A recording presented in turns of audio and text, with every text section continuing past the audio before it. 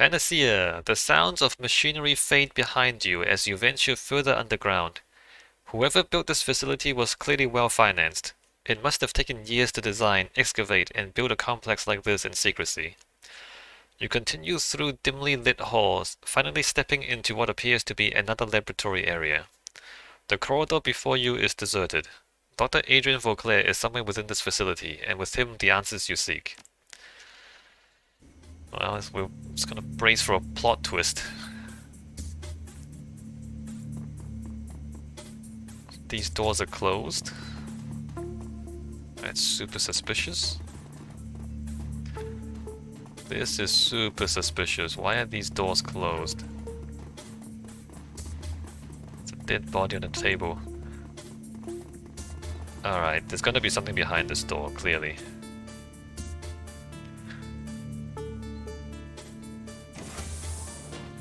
Never mind, there's nothing behind the door. Ah, people. The old man behind the glass works feverishly at his console, glancing up at you when he can. A cigarette dangles from his mouth, its bluish smoke curling around his head. An overflowing ashtray sits on the lab table in front of him.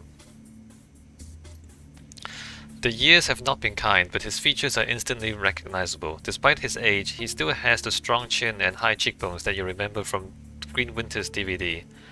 This is Dr. Adrian Vauclair. As you approach, he stops what he's doing, a look of intense irritation on his face. He clears his throat, and a harsh rasping sound emerges from the loudspeaker next to the glass. So you're the Shadowrunners that Audrun warned me about. I assume you've left a trail of corpses in your wake. And you must be Dr. Vauclair. That's right. He scowls. I don't know why you insist on interfering with my work, but I assure you, that's over now. He reaches down, flips a switch. You hear a loud thud and a click behind you as the door locks shut. You'll find that the blast door behind you is sealed, and that the laboratory you occupy is fully secured, an important precaution. We keep our test subjects in there, and they're far more dangerous than you. Are you sure? He takes a drag on his cigarette. I won't permit you to cause any further harm, Shadowrunner. You'll remain trapped where you are for your own good. Let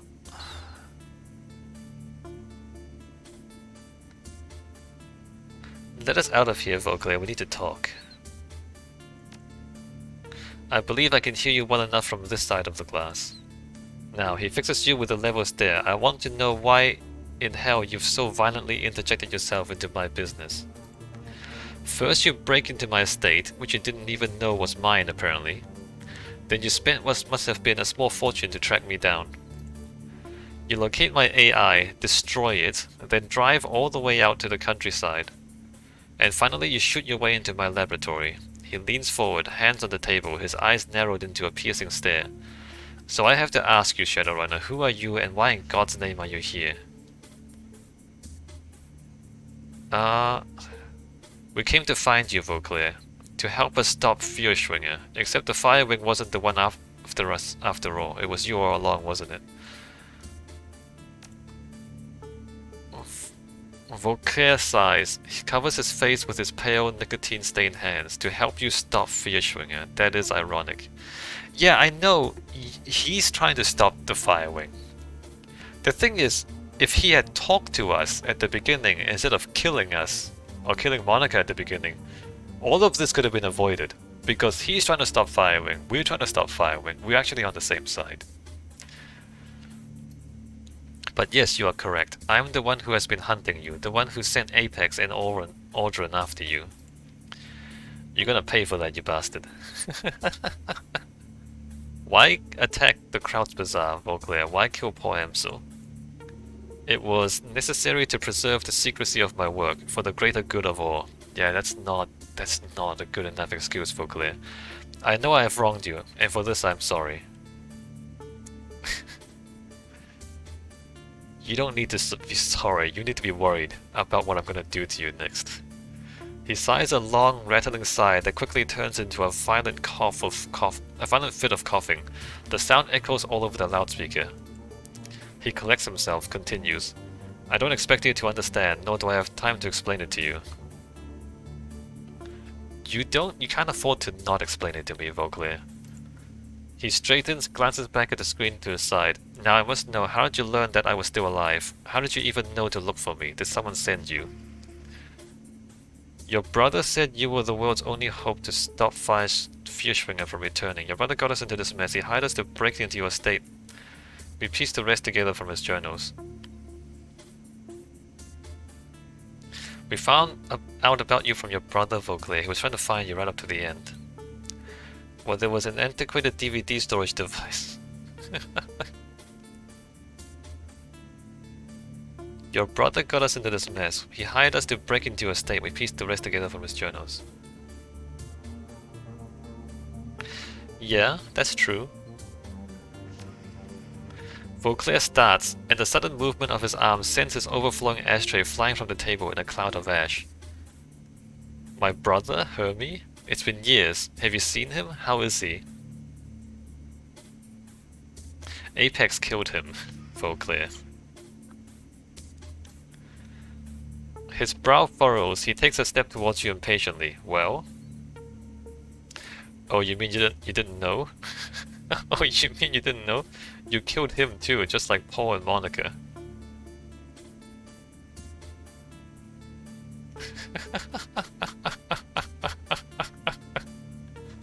Sorry, Doc. He was sticking too deeply into Fierschwinger, so Apex killed him.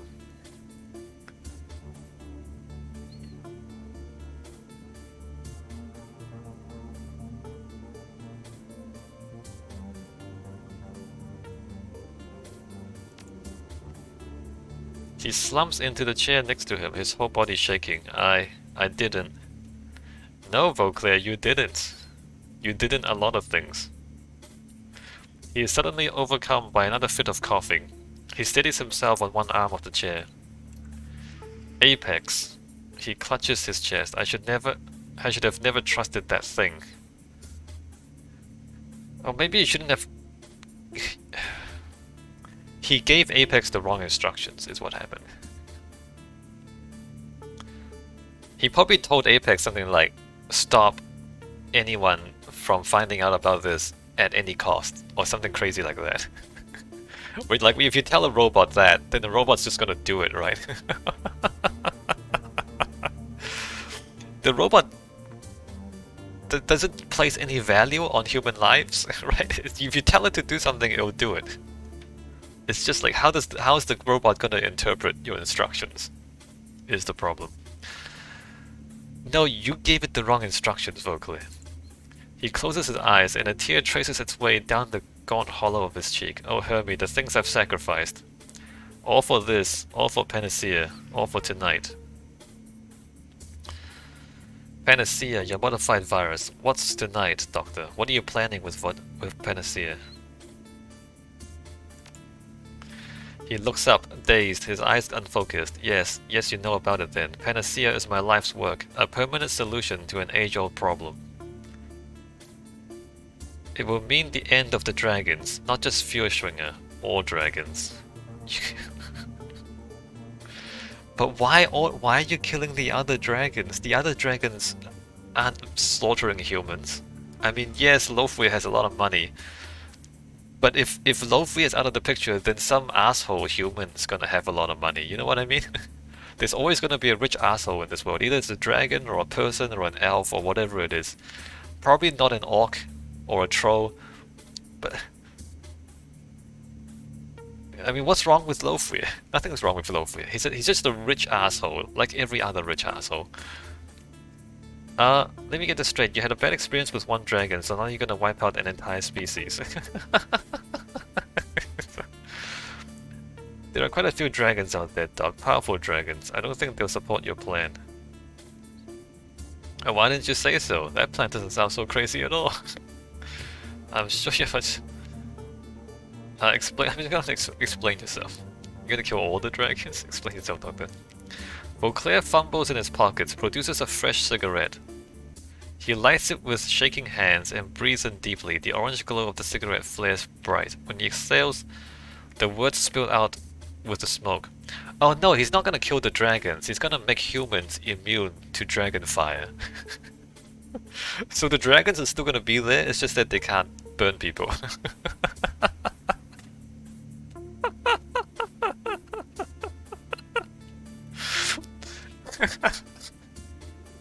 Right? Hold on, let's see what he says. The firewing burned and murdered and caused untold damage in her bestial rage. Until the Dragonfall, until I stopped her. I mean, you helped people stop her, but that destruction was merely a symptom of a greater cancer. Uishwinger wrought destruction with fire and claw. The dragons of today, Lofweir, Dunkozan, Celadir, they kill and conquer with subtler tools, deception, manipulation, corruption. He spits with disgust. They use us as pawns, playing pieces, puppets in their millennia-long machinations. Yeah, but if they weren't there, humans would do the same thing to each other, Vauclair. They just do the same kind of shit that we do. Oh yes, dragons are a cancer, one that will conquer, or worse, destroy all of humanity if we do not stop it. One that metastasized when the world awakened. An ironic metaphor, since it was the failing of my own body that allowed me to see it. Go on, let me say you have cancer. I mean, cut to the chase, Doctor. I saw the notes. I know Panacea is a subtle variant of Doom. A stable variant of Doom. Whatever you're doing, it can't be good. Alright, go on. He is racked again by violent coughing, allows it to subside, takes another long drag on his cigarette, the ash creeping closer and closer towards his mouth. I have leukemia, cancer of the blood, no doubt brought on by the radiation of the socks. It was when I heard my doctor's diagnosis that I realized what I had to do, what my life's work would be in the time I had left. I'm sorry, Hermie, I'm sorry you won't be able to see it for yourself, I'm sorry I failed you. Vauclair turns his attention back to the computer, stubbing out his cigarette. He grabs a fresh one from the packs and lights it. You know, maybe if you stopped smoking, you wouldn't die so fast. Tonight I'll release my Panacea to the world. And how absurd that the instrument of dragonkind's destruction. He presses a button on the terminal and a large observation window at the far end of the room rises slowly open. Will be carried by Feuerschwinger herself. Oh hey look, there she is! Oh look how cute she is! Look at her, it's just a little dragon! Oh, look at her! Through the glass, you see the prostrate form of a dragon. Far below, an enormous set of shackles binds it, and a maze of tubes snakes into its body. The tubes connect to a cruel-looking apparatus that's been mounted to the wall. Oh god, we're gonna save the dragon from Vauclair. Jesus. Son of a bitch, look at that. We're gonna save the dragon from Vauclair. He found her alive in the socks after all. Tonight the firewing will fly again. Infected with Panacea, she will slowly be destroyed from within. But before that happens, she will provide the catalyst for global transmission of the virus. A catalyst? What catalyst? As if spurred on by the sight of the dragon below, he begins typing furiously at his terminal. Feuerschwinger's fire will carry the agent in its dormant state. Any metahumans exposed will become carriers, will spread the disease to other dragons. The carriers will be infected with Panacea as well, but it will not harm them. To non-dragons it is a nuisance, nothing more. Right. When a critical mass of carriers is achieved, my Panacea will become unstoppable. It will spread across the globe in a relentless tide. However, if it does not reach this critical mass, it will fizzle, die out, become inert. Hence the need for a ground zero, a flashpoint for a mass infection event. He looks at the ceiling, mumbling to himself, I'm sorry Hermie, I know how you loved your flux state, but it doesn't matter now, it must be Berlin. Hang on a second, you're gonna sick the firewing on Berlin. Vauclair is gonna murder a lot of people. No, when you're killing people in order to save people, you're doing something wrong. Right, you see what I mean?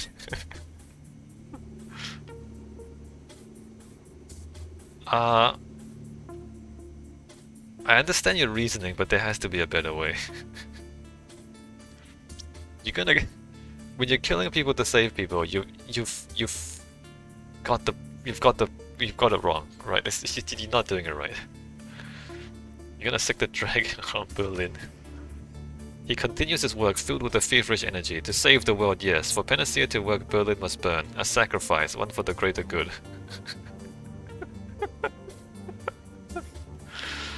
Or how about you just... Yeah, no, he's lost it. He's completely lost it. Like, you know, like, yes, but actually no. Fürchtringer will breathe her infected fire upon Berlin. Thousands will die, and through that destruction, the virus will take to the air. A critical mass of Berlin's meta-human population will be exposed, but no one will even think to quarantine the city until it's too late. The flux state lacks any centralized authority. Corporations will evacuate their own, thousands will flee the city infected.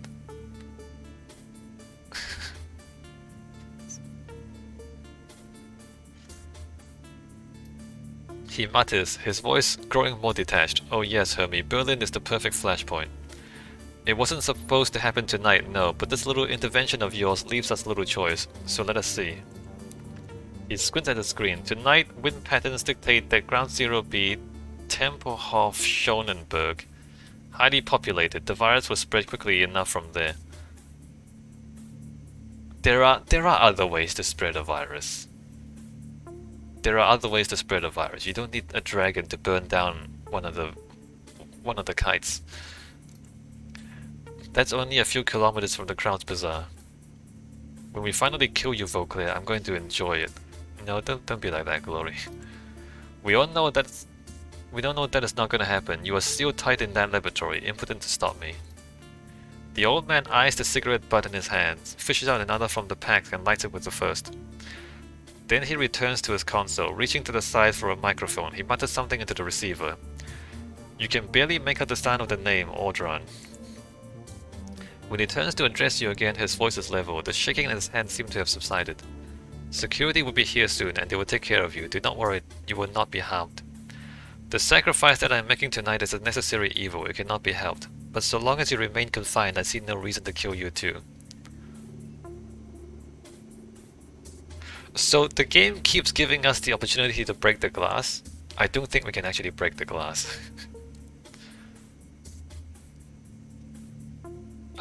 You don't burn a city and call it a sacrifice. You call it what it is, mass murder.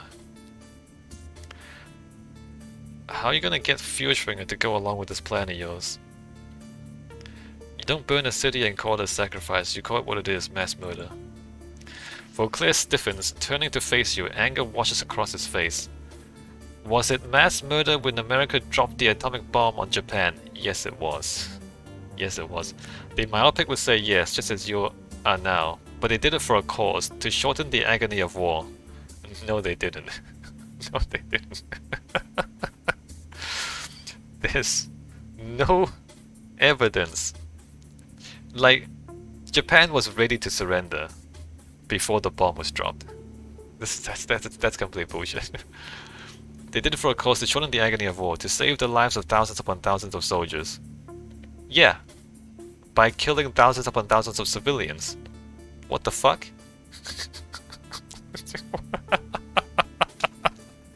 No, dude. The old man is trembling now. I do the same for the good of the world.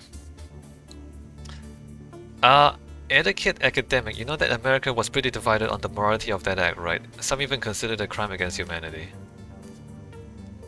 Oh sure, except that we're not at war with the dragons. I'm not buying it, dog. Ending a war and exterminating an intelligent species are two very different things. I'm not interested in ancient history, Vauclair. Murder is murder.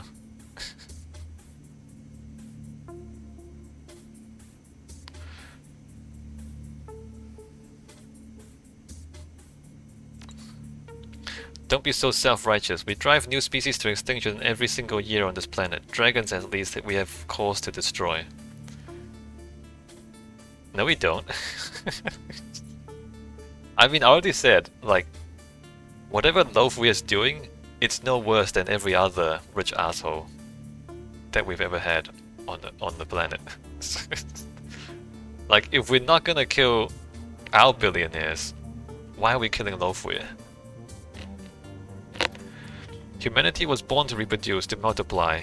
But dragons were born to acquire, to accumulate, to hoard. Except we're not born to multiply, not anymore, because like we've kind of reached peak humanity. Or at least we're getting close to peak humanity. The planet can't actually support more humans. Both strive to bend the world to their will. Humanity has conquered the air, land, and sea through sheer numbers. Dragons, however, employ different means altogether. Throughout history, they have allowed us to do the heavy lifting while they pull the strings. I mean, humans do that too.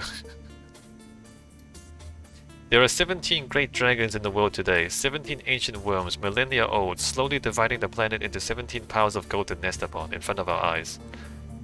So what about it? And? What's the problem?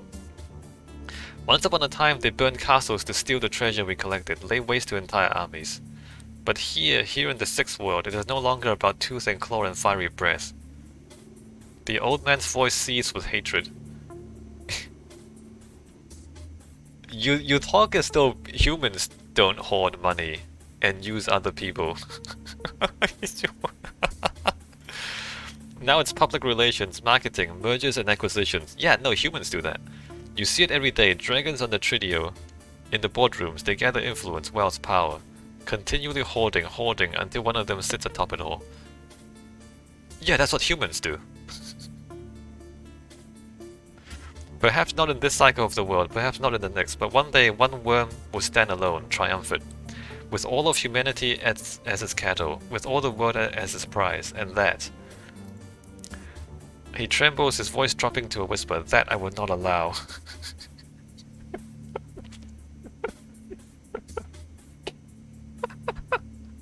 Humans try to do that all the time! The entire human history is people trying to dominate. Like, read your history books. The entirety of human history is people trying to conquer each other, trying to dominate each other, trying to hoard as much as they can. Like, every single king, every single emperor, every single warlord. Same shit every millennium, every century, it's just the same crap.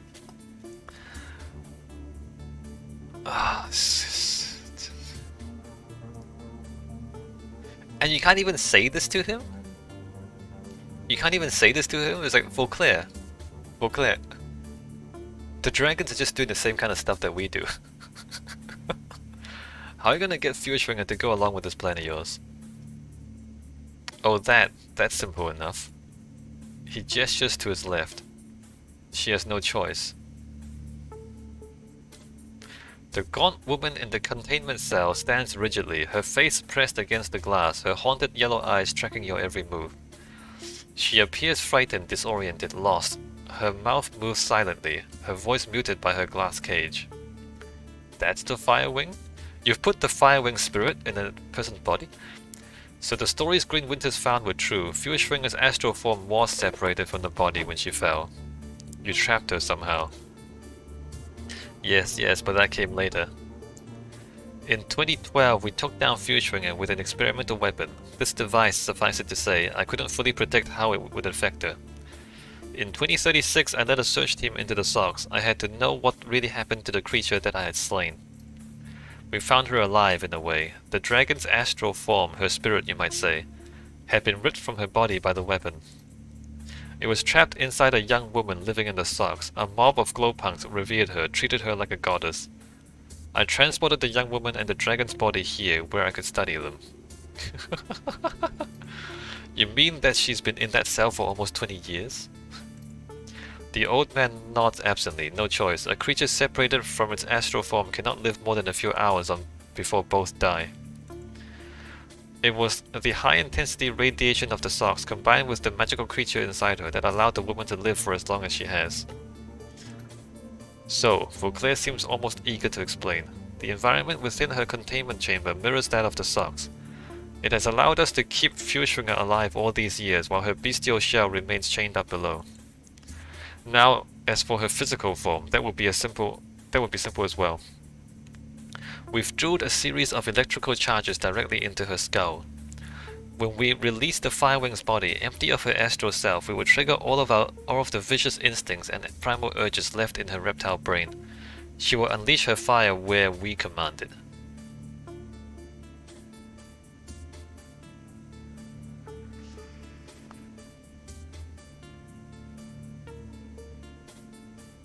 That's horrific, even for a mass-murdering dragon. He shakes his head, misplaced empathy. That beast blazed a path of fiery destruction across Germany. Yeah, you know humans do that too. You know how many Germans have been involved in several world wars by now. They have blazed fiery destruction on others, and then they've had fiery destruction blazed on them, the Germans. I mean, why is the dragon any worse? It's not. The dragon is not any worse than humans, by the way. But no matter, I have more important things to do than to debate the morality of this with you. I mean, clearly you don't have the time to think about any sort of morality. Fürschwinger must fly, Berlin must be sacrificed, and it must be tonight. Now, where's that damned Aldrin? What if this virus mutates into a strain that can kill us too? An intelligent question from the Shadowrunner. Surprising. Unfortunately, I don't have the time to explain it to you in detail, and since you're locked in that laboratory with no chance of escape, I don't really need to. But understand this, I'm an expert in my field. That is not an idle boast. It is a certifiable fact. And I have worked with nearly unlimited resources for over 40 years, focused on one goal. 42 years of isolation, of secrecy, dead to the world, dead to my brother, all for this, my life's mission. Yeah, and you've lost perspective because of that isolation. Also, whose money is this? Who's funding you? Isn't Vauclair funding you? Whose money are you using? It will work. He looks down. I promise you, Hermie, it will work. Biotech 5, your Panacea is built on the back of an RNA virus, and yet you aren't worried about the possibility of mutation. Ah, the because I said so defense. Very professional of you, Doctor. He shoots you an icy stare. Say what you like, it matters little to me. My Panacea will change the world. In the end, you will thank me. Hey, who's funding you? This plan of yours killed your brother. Was it really worth it? Yeah, no, he's... Even if you succeed at this, eliminating dragons will create a dangerous power vacuum. Look, you're not infallible, Doc. You've already made mistakes here, and people died as a result.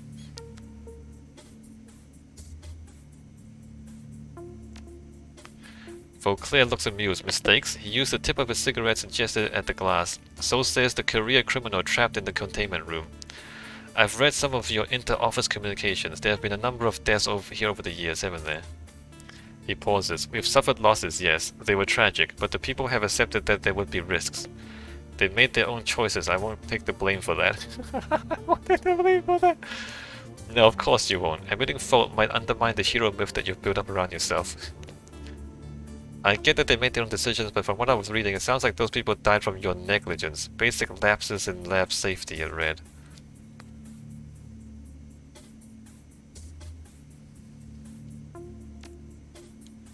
He glares at you through the glass. Is there some point that you're trying to make, or are you just trying to anger me? Yeah, my point is that you don't know what you're doing. My point is that everyone makes mistakes, even you. And yet you want to roll the dice with a biological weapon. You've already screwed up, Doc. People died because of it. Are you willing to risk that happening on a global scale?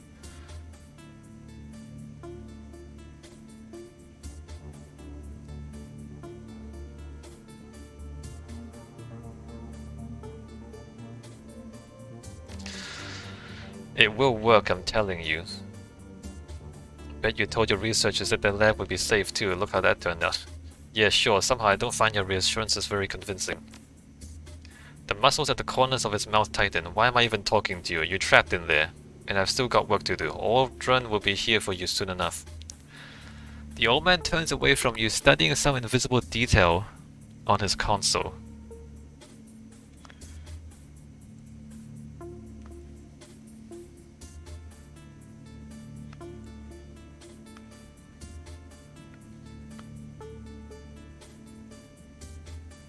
I want to know who's funding it. Like, whose money are you spending on this? This plan, I mean, we're just gonna keep talking to him. Alright, this plan of yours killed your brother. Was it really worth it? Vauclair's fist slams into the table, sending his cigarettes flying in a cascade of sparks and ash. No, nothing can make that right. Nothing.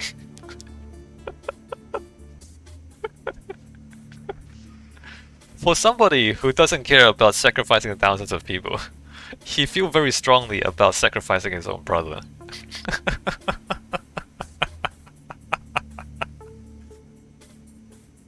Oh yeah? Oh yeah, you're gonna kill thousands of people? But killing your own brother you can't get over?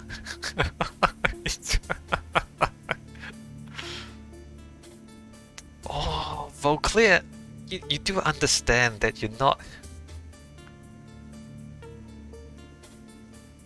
not being driven by cold logic. Like you're not following cold logic here.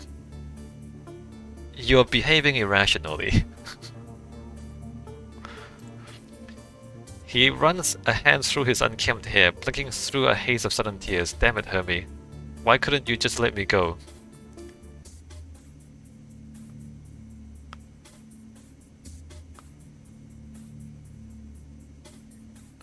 You don't have to add to his loss, Doctor. This doesn't have to continue.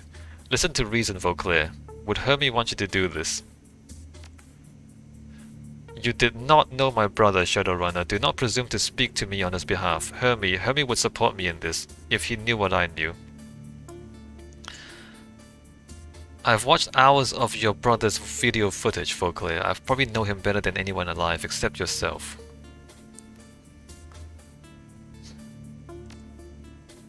His face twists into an ugly sneer. You've watched footage, and that makes you think you know the man. You know nothing. I know that he wanted you to stop all of this years ago. He begged you to, and you promised him that you'd try. Vauclair falls silent. A wisp of smoke traces its way from the tip of his cigarette to the ceiling. He's right, Vauclair. Your brother died trying to save you. If you don't turn back from this, his death would have meant nothing. Nothing at all. That's enough. Hermie's death was a tragedy. I will not let you use it to manipulate me. No? Vauclair straightens. It looks like you've touched a nerve. His entire body is trembling with fury. He takes a deep breath to calm himself. There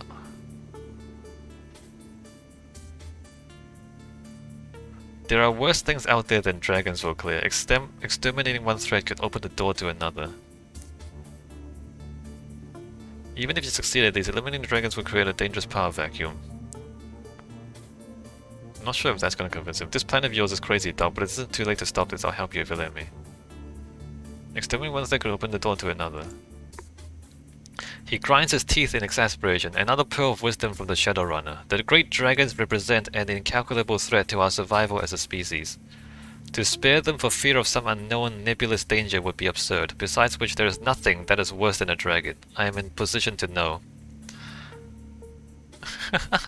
You're wrong. An astral entity told me about things that exist out in the metaplanes, horrifying things that we can't even hope to comprehend. Yeah, no, I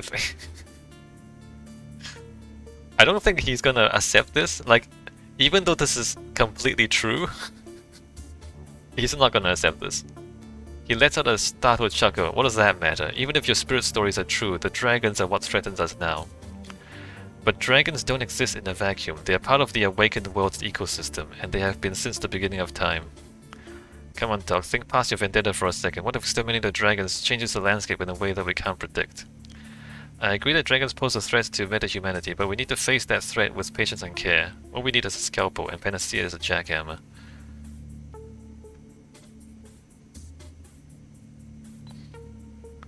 But dragons don't exist in a vacuum. They're part of the awakened world's ecosystem. And they...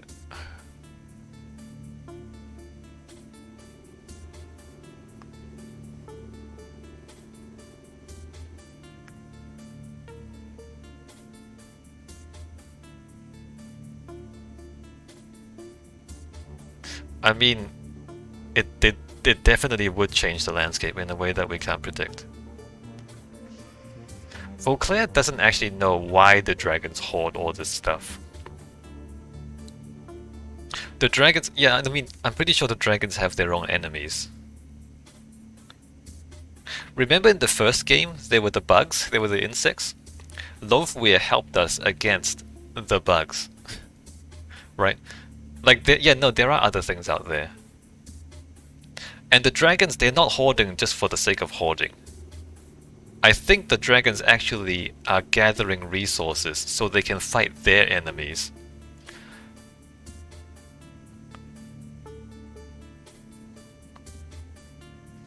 Although I don't know if which of these will convince him. I don't think they make any difference.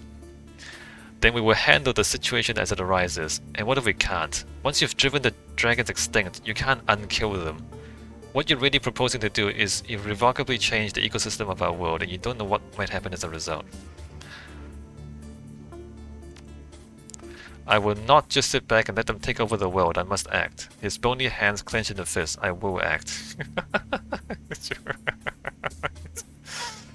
You don't even know what you're doing, man. You don't even know what the consequences are gonna be. Like, you don't even know what you're doing. You may be right, Vauclair, but this isn't the answer. Vauclair glares silently through the glass.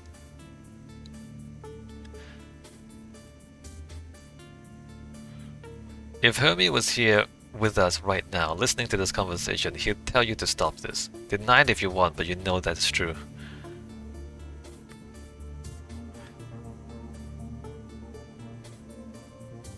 I think I'll say this first. Not sure if it'll change anything. He laughs. A pointless argument. Any power vacuum created through dragonkind's extermination will be filled by meta-humanity. Any backlash will right itself over time. What makes you think it'll be meta-humanity and not something else? I'm playing the long game, Shadowrunner, one that has played out over thousands of years. When you think on that scale, everything seems possible. Humanity will endure, and the dragons will perish. I mean, what makes you think? The thing is,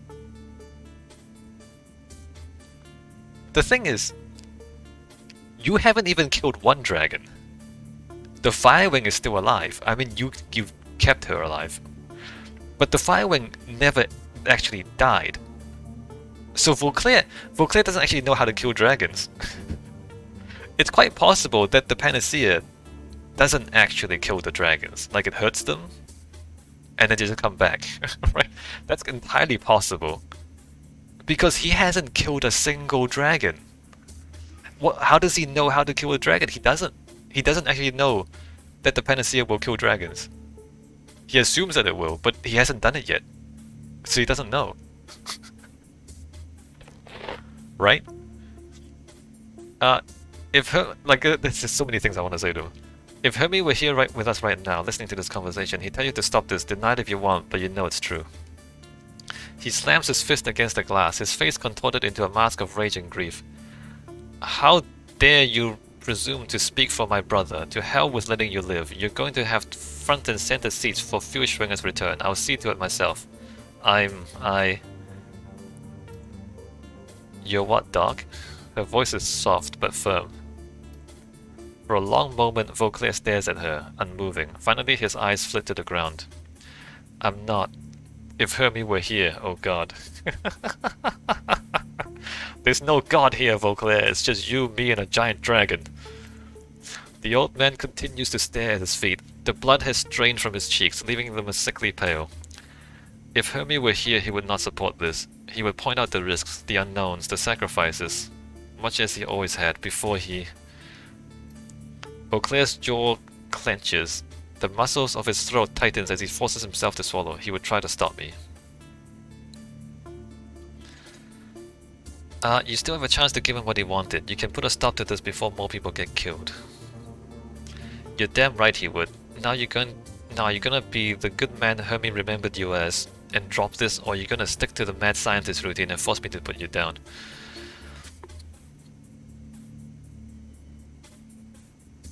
No, you still have a chance to give him what he wanted. You can put a stop to this before more people get killed. Vauclair remains silent for some time. Finally, the old man begins to speak. He sounds hollowed out, gutted.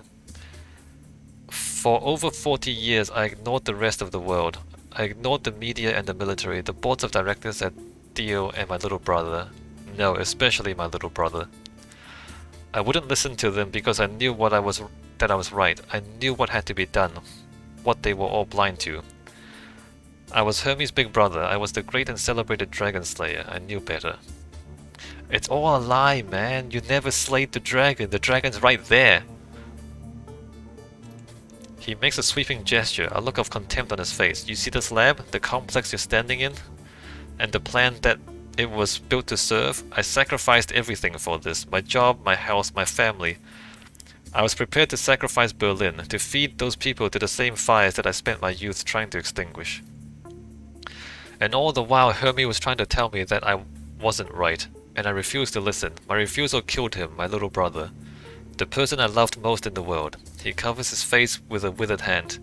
If only I had heard him, none of this would have happened. Hey, who paid for this lab? I'll be damned. I think you've talked him out of it. The old man lets out a heavy sigh, his entire body trembling. When he recovers, he looks almost like a different man, tired and frail, defeated. See, Iger? You don't have to punch people in the face. You don't have to break their nose, Iger. You can just talk to them and defeat them that way. Fucking Iger. My cure, the Panacea, it isn't ready. I was ready to turn a blind eye to the flaws and deploy it anyway, but my eyes are open now, and I do not like what I see. I cannot change what has been done, I can't. I can't bring Hermes back, but I can put a stop to this. I can finally listen to what he was always trying to tell me, to what I would never hear him say, and so I shall. I know that this is a hard decision, Vauclair, but it's the right one. He stares at his trembling hands, a sad smile on his face. More than 4 decades of planning, all undone in the span of a single conversation. My brother's words delivered through the mouth of a criminal. I finally listened, Hermes, 42 years too late. Through the speakers, you can hear the sound of heavy footsteps approaching. Hey, Ordran. Vauclair looks up at the orc, his voice trembles slightly. There's been a change of plans. No time for that, Doc. We are waking up the dragon's physical form right now. Everything is ready for the procedure to begin. You should see to it. We still have to kill the dragon. There'll be no procedure, Ordran. The orc pauses. You're gonna have to repeat that. The plan, my plan, is flawed, fatally so. The dragon will not fly tonight. Ordran stops in his tracks. He stares at Vauclair, unblinking. Uh-oh. Ordran's gonna kill him. This must come as a shock to you. I'm sorry for that. Vauclair smiles weakly. Your belief in our cause was second only to my own. The orc goes on staring at the old man for a long time. Then something in his face changes. If that's the way you feel, it's been an honor, Doctor. Vauclair smiles weakly. The honor has been mine. The scarred orc stares at you through the glass as Vauclair's body cools at his feet. His eyes are brimming with hate. Ordran, you're making a mistake. You shouldn't have made me do that, asshole. The dog was like family to me. I didn't make you do anything. You murdered him. I didn't make you do anything. You murdered him. He was going to put a stop to it, the plan. You think I'd just stand by and let that happen? He was stopping it because it won't work. It will. The dragons will die. I've seen what Panacea can do. The doc showed me tissue samples. It melted them. Doesn't mean they'll die. The dragons will die, yes, but there's no telling what else might happen.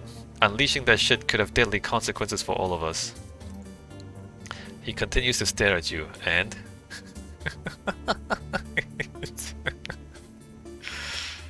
Hey, why have one crazy mad scientist when you can have 2? Ordran, the second one. Oh, you son of a bitch. Look, who's talking. For all of his faults, Vauclair was a hero, and now he's dead, and it's your fault. No, dude, you shot him. You didn't have to kill him. Even if you disagreed with him, you could just knock him out. You didn't have to shoot him in the face. So you want this to happen? You're willing to kill everyone, including yourself, for it? What is all this about for you, Audran? Why the hell are you doing this?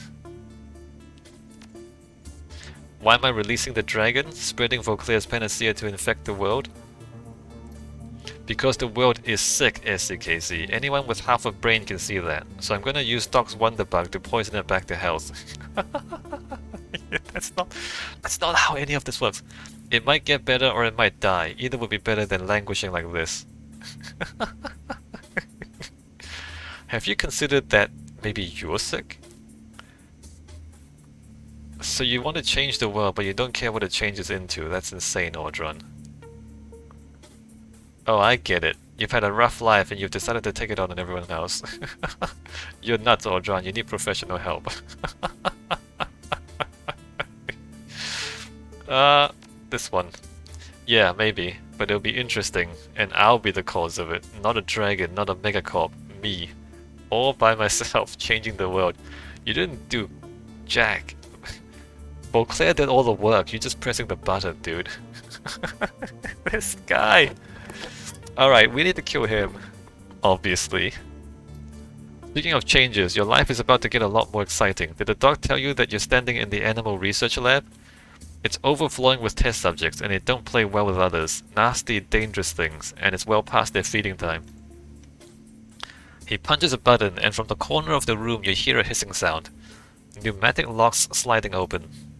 And now, if you excuse me, I've got a dragon to wake up.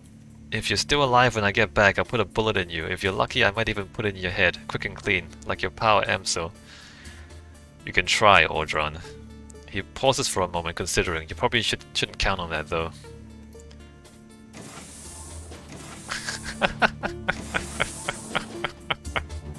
See, look! This is what I mean. The only thing worse than like a smart crazy person is a dumb crazy person. The smart person decided not to destroy the world, but the dumb person decided to continue. Right? So my point is, like, you don't have to worry about smart people, you need to be more worried about dumb people. That's what I've always said.